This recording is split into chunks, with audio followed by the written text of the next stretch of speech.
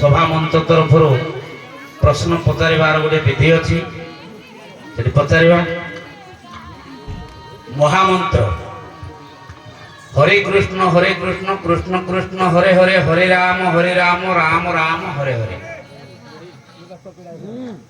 आपणकर गोटे पारंपरिक स्वर अच्छी माया कले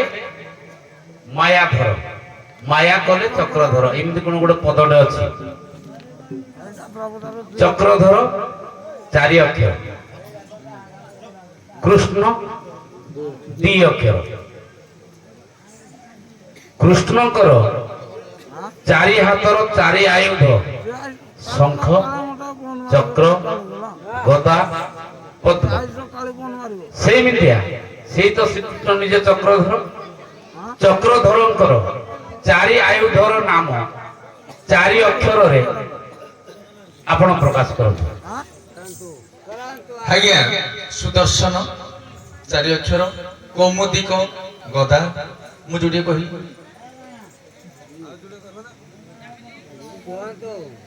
सब जोडी कहि मु दीटा कहि मु चारिटा दीटा कहि आज्ञा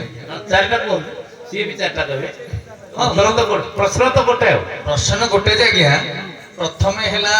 आपनकर चारि आयुध कथा पचारथिले शंख चक्र गदा पद्म आज्ञा दुई अक्षर शंख चक्र गदा दुई अक्षर आज्ञा किंतु ना गुडा को चारि चारि हो ठीक अछि चक्रधर हिसाब रे चारि चारि आज्ञा चक्र नाम हेला सुदर्शन चारि अक्षर गदाटी हेला हो जे कौमुदिक चारि अक्षर शंखर ना हेला पंचजन्य पद्मर नाम पद्म नाम रहला आज्ञा मु चारटा दाग कहू ना ना आज्ञा मु कहि परिबिन बोली कहूनी किंतु मु कहिली ए गोटे जानि थिले कहि पुंडरीक गोटे तो प्रश्न पचारते आज्ञा उभय पक्ष आज्ञा पुंडरीक आज्ञा चक्रर ना सुदर्शन गदार ना कौमुदिक आमर शंख चक्र शंख हला पंचजन्य हृषिकेश देवदत्त धनंजय आमर जो पंच पांडवंकर श्लोक रे प्रथम जे पंचजन्य हृषिकेश आज्ञा पंचजन्य सुदर्शन कौमुदिक पुंडरीक बोली पद्म एवं नीलोत्पल बोली मध्य तार ना नीलोत्पल आज्ञा चारिटा अक्षर भी से पद्मर ना नीलोत्पल पुंडरीक दुईटा तक ना भी अछि पद्मर ना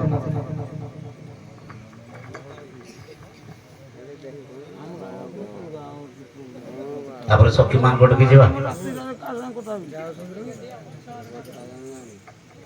अक्रूर जेतेबेले श्रीकृष्ण को धरी मथुरा को गले सखी मान मध्य हाहाकार खेली गला जो कृष्ण को सहित आम लीला करूँ खेला करूँ से चली गले अन्न राज्य को तेणु गोपी मानकर गाली तपस्वी मानकर तपस्या समान गोपी मानकर भगवान को गालिबा जहा तपस्वी मानकर तपस्या करिबा ताहा से उद्धव गोपी मानकर जाउथिबा पाद रास्ता धोड़ी लगे मो कहला अर्थ गोपी माने जितबे श्रीकृष्ण को पचारे कहले हे प्रभु तुम तो चली गलो आमे वृंदावन जो रास करथिले ए रास समय आमे तमे तो चली गलो आमे एठी कोन करिवो केमिन पूजा पाइबो कहला तुम वृंदावन रे पूजा पाइबो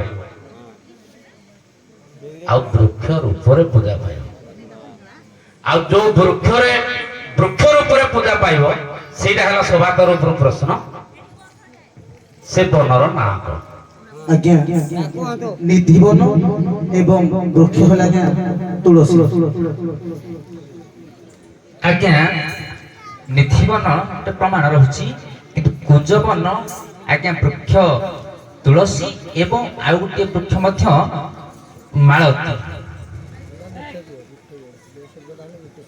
कोड़ा को ग्रहण करी